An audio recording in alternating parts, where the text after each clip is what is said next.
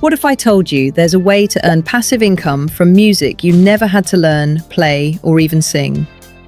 Using one free tool that almost everyone ignores, I found a hidden audio niche on Spotify and YouTube that pays out around the clock, and it took me just 6 hours to build.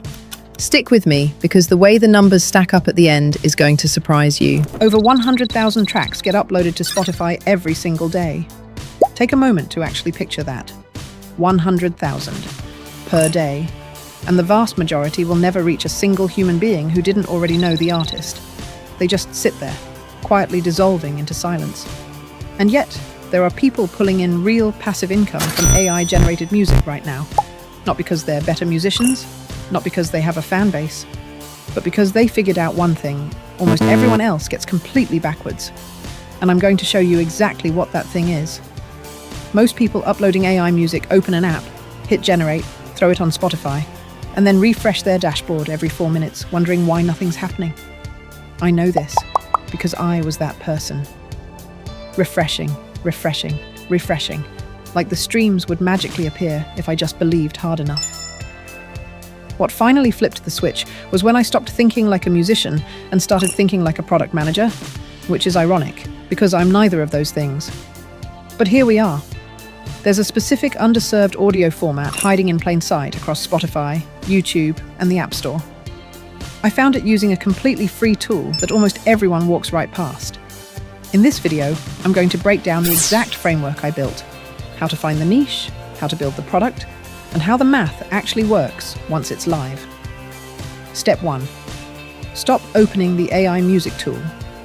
Seriously, close the tab, go make a cup of tea, come back. Because before you create a single second of audio, you need to find demand. The tool I used for this is free, and you've definitely seen it before. Google Trends. I know what you're thinking. Google Trends? The thing I used in 2012 to check if anyone still cared about Gangnam Style? Yes, that one. And it's incredible. Everyone ignores it. Here's why it works. Whether someone is typing into Google, Spotify, or YouTube, the underlying curiosity is the same. Google just gives you the cleanest, most honest picture of what people actually want, because nobody is performing on Google. Nobody is trying to look cool on Google. They're just typing what they need at 11 p.m. in their pajamas. That's the data we want. So here's exactly what I did. Go to trends.google.com. Type in something broad, say music for studying. You'll instantly see a graph. Is this topic rising, flat, or declining? Rising or consistently high is the goal. Flat is fine. Declining? Walk away. But here's the move most people miss entirely. Scroll down past the graph to related queries. There are 2 tabs. Top shows you what's always been popular. Rising shows you what's gaining momentum right now. That difference is everything. When I searched music for studying and clicked rising, I saw queries like music for studying with ADHD, brown noise for concentration, lo-fi beats for focus. Those aren't search terms. Those are product briefs, real people telling you exactly what they want and quietly admitting nobody has made it well enough yet. That's a customer handing you a business plan. All you have to do is not mess it up. Then I used one more feature, the compare tool. I typed 2 rising queries side by side. Lo-fi study music versus ADHD focus music. Google plotted both trend lines over the past 12 months. Lo-fi study music? Completely flat. It's been popular for years, and the market is so crowded, you'd need a torch and a map to find your album. ADHD focus music? Trending upward, steadily, month over month. Decision made. That's the niche. One more thing Google Trends gives you that almost nothing else does: seasonality. Search study music and set the time range to 5 years. You'll see the same spike every August through October like clockwork. That's back to school season. Students flood Spotify and YouTube every year, hunting for focus playlists. If you start building your catalog in June, your tracks have 2 months to get indexed and picked up by algorithmic playlists before that wave of desperate students arrives. That's not luck. That's timing the market. And a free tool just handed it to you. You're welcome. Step 2. Making the music without knowing music. Now, the music, which I cannot make. I once tried to learn guitar, and my neighbor left a passive-aggressive note on my door after 3 days. So AI it is. I use a tool called Suno. There are others, but Suno is what I keep coming back to because the output feels the most cohesive and professional. Don't just take my word for it. Give it a try. I turned on instrumental mode, and here's where I did something different from what you usually see in these videos. I didn't just type study music and hit generate. I thought about the actual listener, someone with ADHD sitting down to do something they've been avoiding for 3 days. What do they need from audio? Consistency, no dramatic drops, no sudden builds that make them look up from their screen going, wait, what was that? Just a steady, calm texture that keeps the brain gently occupied without stealing the show. So my prompt was something like, lo-fi ambient instrumental, 60 beats per minute, minimal texture, soft piano, no drops, no transitions, consistent throughout. That specificity is the product. You're not making music. You're designing a listening experience for a specific person with a specific need. I generated around 40 tracks over 2 days. This part was actually fun. I felt like a record executive, except I had no budget, no artists, and no idea what I was doing.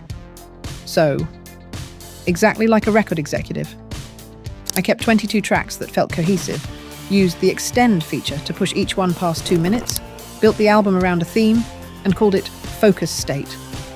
Simple, clean, exactly what someone would search. For the cover art, I looked at what was already working in this niche on Spotify. Soft gradients, abstract brain imagery, nothing loud. The visual equivalent of a weighted blanket.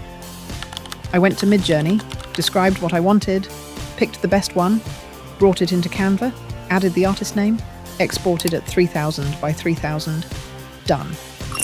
The whole creative side took about 3 hours, which is 3 hours less than it took me to learn one chord on that guitar.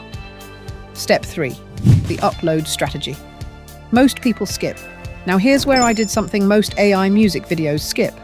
Most people upload to one distributor and call it a day. I treated this like 2 separate products on 2 separate platforms, because that's what it is.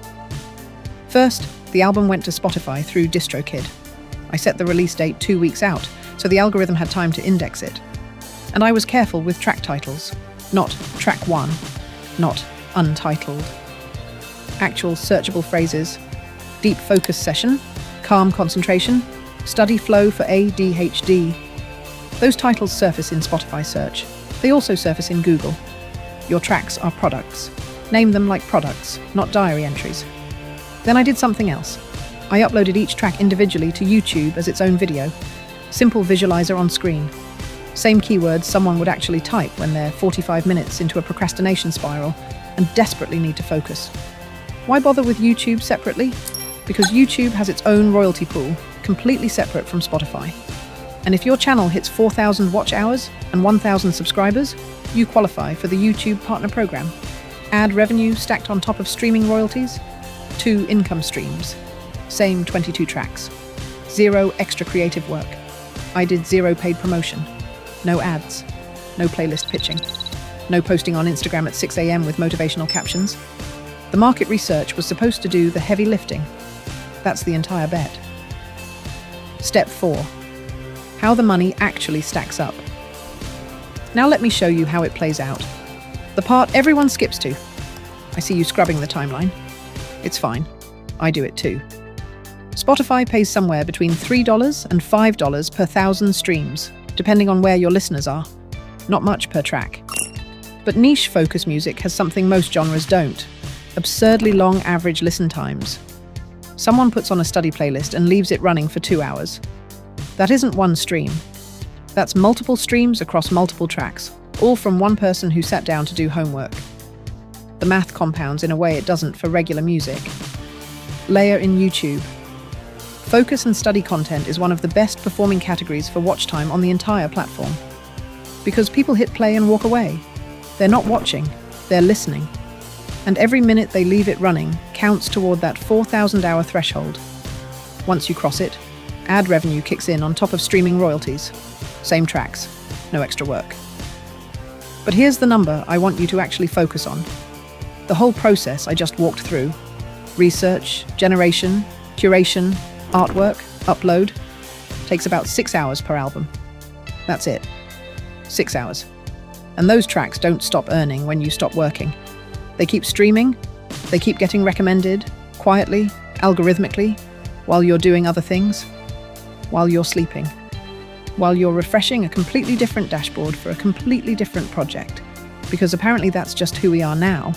That's the real opportunity, not one album. A catalogue. Every album is another small royalty engine running in the background. Some will flop, some will find an audience. Over time, the hits more than cover the misses. The music industry is nervous about AI. I get it. It's a real conversation worth having. But there's a version of this that doesn't compete with artists at all. It serves listeners who genuinely have never had anything made specifically for them. The person with ADHD who can't focus in a coffee shop doesn't need Kendrick Lamar. They need the right 60 BPM ambient track at the right moment. You can build that. And Google Trends will tell you exactly how many people are out there looking for it at 11 p.m. in their pajamas. If this was useful, hit subscribe. I'm going to keep running experiments like this and showing you exactly what happens, the wins and the ones that completely fizzle. See you in the next one.